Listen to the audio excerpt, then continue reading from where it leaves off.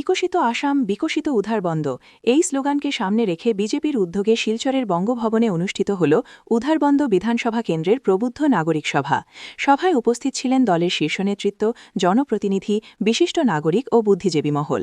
প্রধানমন্ত্রী নরেন্দ্র মোদীর বিকশিত ভারতের স্বপ্ন এবং মুখ্যমন্ত্রী ড হিমন্ত বিশ্ব শর্মার নেতৃত্বে অসমের উন্নয়ন যাত্রাকে আরও গতিশীল করতে শিক্ষা, স্বাস্থ্য, যোগাযোগ ও যুব কর্মসংস্থান নিয়ে হয় বিস্তারিত আলোচনা। উধারবন্দকে পরিকল্পিত উন্নয়নের মাধ্যমে একটি আদর্শ বিধানসভা কেন্দ্রে গড়ে তোলাই এই সভার মূল লক্ষ্য। ভারতীয় জনতা পার্টি সরকার কি কি কাজ করেছে তার অল্প খতিয়ান তুলে দেওয়া হয়েছে। প্রার্থী চয়নটা দলের হাইকমান্ডের উপর নির্ভর করে, আর এই ধরনের কোনো এখনো কাজ শুরু হয়নি। দল সার্ভে চালাচ্ছে এবং দল সঠিক ব্যক্তিকেই দেবে। কাকে দেখবে দল নিশ্চয়ই সেই ক্ষেত্রে দল ভালোভাবে চিন্তা করবে। গতিকে এটা কোনো আমরা এই নিয়ে বেশি চিন্তা করি না। আমরা দলের কাজ করছি, মা ভারতীর সেবার মানসিকতা আমরা নিয়েছি, সেভাবে আমরা কাজ করে যাব। দেখেন, দল সবাই আশাবাদী, দল নিশ্চয় সেটাতে চিন্তা, আমি তো আশাবাদী আছি। সভায় উধারবন্দের বর্তমান বিধায়ক মিহিরকান্তি সোমকে বিজেপির টিকিট প্রদানের জোরালো দাবি উত্থাপন করা হয়।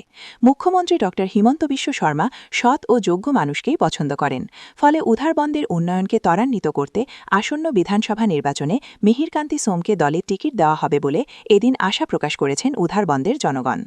যে অঞ্চলের যে সব মানুষের যে সমর্থন, সবারই ভেতরে ভেতরে ইচ্ছে আছে মিহিরকান্তি সুমি পাবেন টিকিট। কারণ আমাদের মাননীয় মুখ্যমন্ত্রী ডক্টর হিমন্ত বিশ্ব শর্মা, উনি কর্মবীর মানুষ, অত্যন্ত সৎ মানুষ এবং অত্যন্ত বুদ্ধিমত্তার সঙ্গে আসাম চালিয়ে যাচ্ছেন, এবং তিনি সৎ মানুষকে পছন্দ করেন, দুর্নীতিকে পছন্দ করেন না। তাই মিহিরবাবু একজন সৎ মানুষ হিসাবে আশা করি যে মুখ্যমন্ত্রীর স্নেহ থেকে উনি বঞ্চিত হবেন না।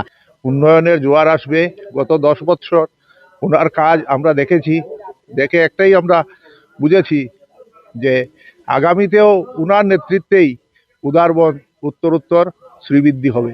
ভারতীয় জনতা পার্টি কাজ দেখে টিকিট দেবে। মুখ্যমন্ত্রীর কাছে এটাই আবেদন যে আসাম যেভাবে উনার নেতৃত্বে এগিয়ে যাচ্ছে, আমরা আশা করব বিধায়ক শ্রী মিহিরকান্তি সৌম্য মহাশয়ের নেতৃত্বে আমাদের উদারবন সমষ্টিও উন্নয়নের পথে এগিয়ে যাবে, এই আশাই করব।